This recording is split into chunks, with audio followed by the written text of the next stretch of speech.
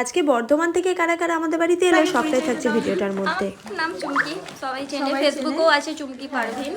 তো আমাদের গ্রুপটা সবসময় মানুষের পাশে থাকে। এবার ভিডিওটা করা হয় এই মাধ্যমেই যে অনেক মানুষ তো অসহায় থাকে, আমরা জানি না যে কোথায় কার কি দরকার, তো ভিডিওর মাধ্যমে আমরা মানুষের কাছে পৌঁছাতে পারি, এটাই হচ্ছে আমাদের। আমরাও ভিডিওর মাধ্যমে তোমাদের সাথে যোগাযোগ করেছি এবং আমরা অবশ্যই না এক চান্সেই তোমরা আমাদের কথা এসছো, এটাই অনেক অনেক। চলো, এই দিদির নাম চুমকি। এই দিদিদের একটা গ্রুপ আছে, মানে বন্ধু গ্রুপ। এই গ্রুপটাতে সবাই অনেকেই আছে, এখানে আমরাও অ্যাড আছি।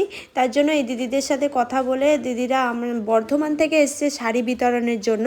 মানে আমাদের শুধু শাড়ি বিতরণ নয়, এই দিদিদের গ্রুপটা হচ্ছে পুরো অসহায় মানুষদের পাশে দাঁড়ায়, বা যারা চিকিৎসা করতে পারছে না তাদের পাশে এসে দাঁড়ায়, অনেক বিপদ আপদে পড়ে সেই সব মানুষের পাশে এসে দাঁড়ায়।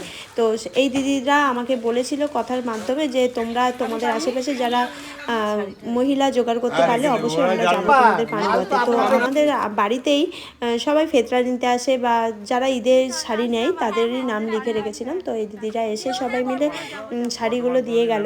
তো খুব ভালো লাগলো টিমটার সাথে দেখা হয়ে। এই প্রথমবারই আমাদের পান্ডুয়াতে এসেছিলেন, তো খুব ভালো লাগলো। আর তোমাদেরকেও বলে রাখি, তোমাদের আশেপাশে যারা চিকিৎসা করতে পারছে না টাকার অভাবে, বা কোনো বিপদ আপদে পড়েছে, তোমরাও যদি সেরকম দেখে থাকো তো তোমরা আমাকে জানাতে পারো। খুবই অসহায় তারা, তোমরাও জানাতে পারো। আমি চেষ্টা করব এই টিমের মাধ্যমে তাদেরকে হেল্প করার। তো আর কি বলবো, আজকের মতো এতটুকুই। তোমরা দোয়া করো, ভালো থেকো এবং এইভাবে সাপোর্ট করো। টাটা।